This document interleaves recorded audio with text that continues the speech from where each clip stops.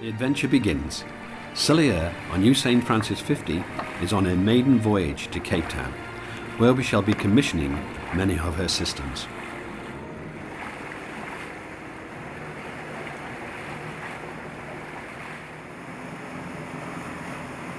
As you will be seeing a lot of this instrumentation during our voyage, so let's stop and take a look at each instrument in turn. We are approaching Nisel Lagoon now, which has a notoriously difficult entrance. We're now turning to follow the transit through the lagoon entrance known as the Heads. We have to be careful because this transit takes us very near to these rocks on the port side.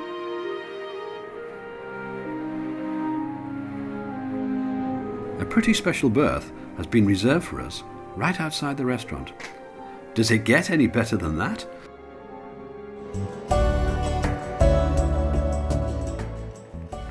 Our plans to be through the Heads at Slackwater were blighted by a loose connection which prevented an engine from starting. So now the outflowing current will make for a more challenging exit from the lagoon.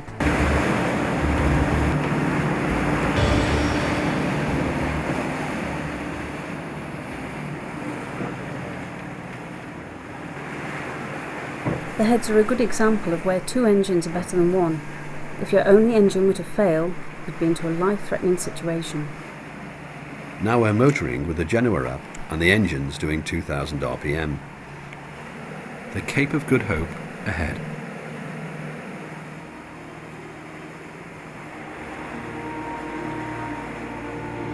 As we entered the harbour, the wind was blowing over 30 knots, but with very little sea. A more pleasant inner harbour.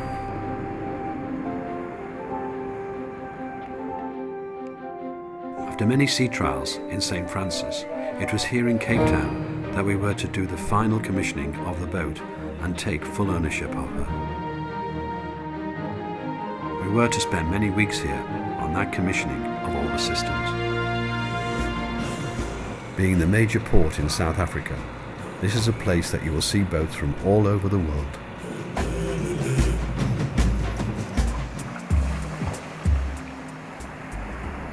Had we been going to encounter bad weather, it would have been within the first 48 hours of leaving Cape Town. Now that we're past that, we should be sailing into improving, more settled conditions.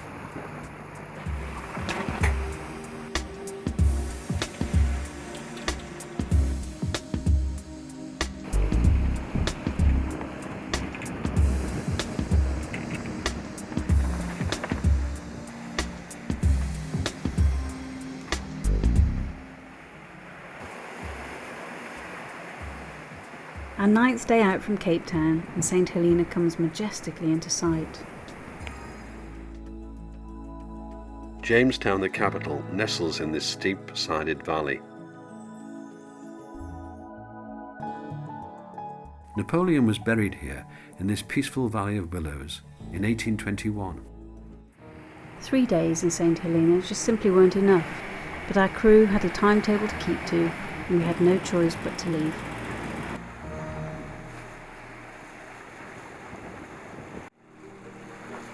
This leg from St. Helena to Grenada is some 4,000 nautical miles. The Jenica provided us with high daily mileages and was to prove a wonderful sail. We were to use it day and night.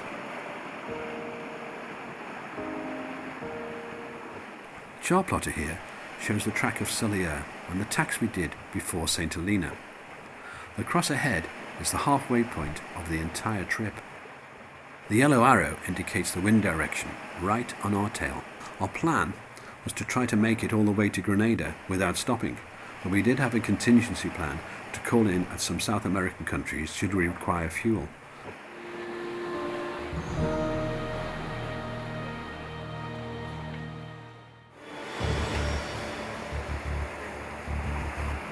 On the radar, you can see the high intensity of the storms being indicated by the red colour.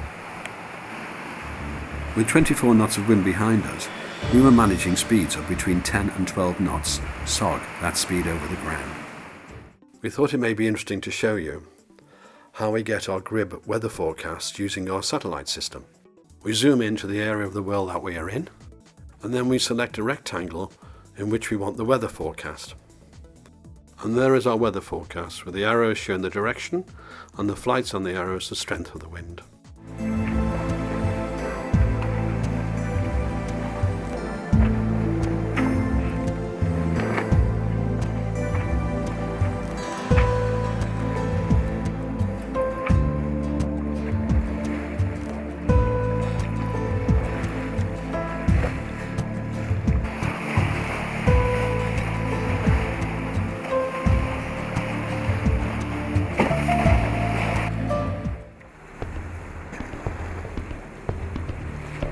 Now off the shoulder of South America, we were joined by our first dolphins.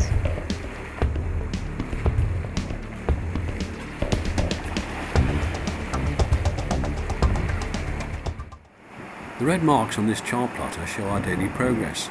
We were now passing the Amazonian river basin. With the wind no longer behind us but off our starboard side, we managed to pick up that 2.5 knot current.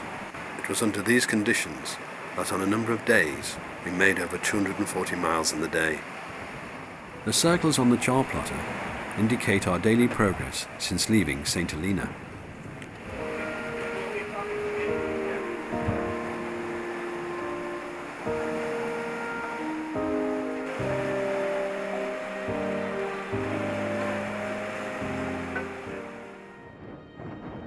Anchored safely in Prickly Bay, Grenada. This is the end of our crossing, but it is just the beginning of our adventures.